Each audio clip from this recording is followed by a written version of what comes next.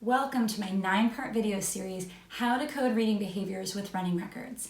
I'm Dr. Julie Webb, your host here and creator of LitCentric.com. And in this video series, I break down the 9 most common codes that you're going to need to know and get really fluent with in order to make the best use of running records with your students. Now, you may be brand new to running records, or you may just want a refresher, or maybe you're like me and you understand that the training you got from your school or district was woefully inadequate, and we want to make sure that you get up to speed really quickly here. So that's why I created this little video series for you. And in this video, we're going to talk about a really important code that you're going to want to make sure you do correctly, and it's called self-corrections. Now, before we get into self-corrections, I want you to do me a favor. Click below where it says subscribe, click that button, and make sure you click that little bell up in the corner of your screen, because that's going to make sure that you get notifications on when new videos drop into LitCentric's YouTube page. You're not going to want to miss it. There's a lot of videos coming up. I've got big plans for us here in LitCentric. Let's take a look at how to code self-correction. It's an important one. Now, like our other running record codes, we're going to make sure that we use tick marks for every word read correctly, and we're going to make sure that the student behavior is coded up above the text or above the teacher behavior area. So student behavior is always up above. And this student behavior is going to be an interesting one. We actually have to combine a couple of codes here in order to do self-corrections correctly.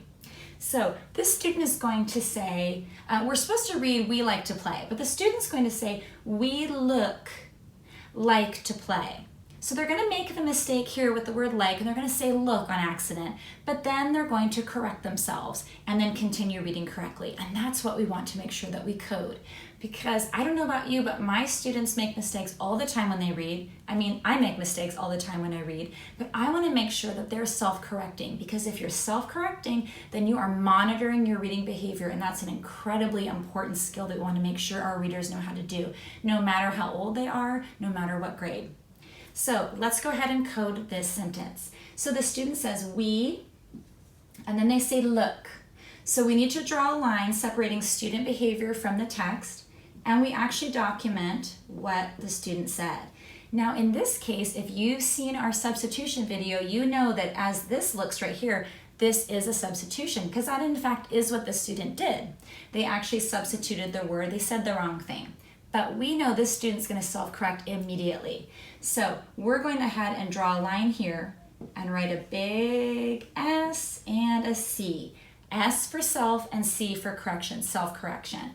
So the student read "we look," they self-corrected "like," and they kept reading "to play." Now, as I mentioned, self-corrections are a big indicator of a student monitoring. And if a student is monitoring their reading, that means that they're engaging in metacognition. They are aware of their thinking, they're aware of their behavior, and we want them first to be aware of it, and then we can teach them strategies for what to do about it when they make a mistake.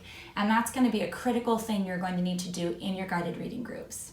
Now, self-corrections are actually a really good example of how codes work together, because it's not enough just to know individual codes. We have to know how they actually play out in real time with real students. And codes like these are a good example of how they actually work in conjunction with one another to give us more valuable information about the mistakes that students are making and how they go about fixing those mistakes. And it's really hard to actually read a book and understand how that all works. So that's why I created Running Record Bootcamp.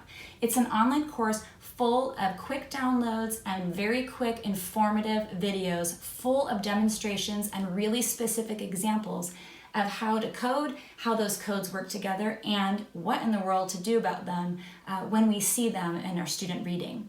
Now, you can take a look at Running Record Bootcamp by clicking the link below in the comments.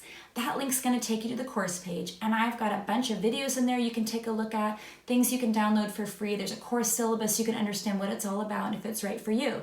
And there's something else in there that I want to make sure that you download right now, and it's the LitCentric Common Codes Cheat Sheet. It's one of the freely available items in the course today. I want you to click in there, download it for yourself, put a copy of it in your guided reading binder so you have it on hand as you learn those 9 most common codes that we're talking about in this video series and what in the world those codes are telling you about your students. That's the part that's really the most important. Not how pretty your running records are. It's not about being pretty, it's not about the stuff. It's about building your expertise, knowing what to do in order to help students learn to read. That's what Running Record Bootcamp can help you do. Have a great day at school.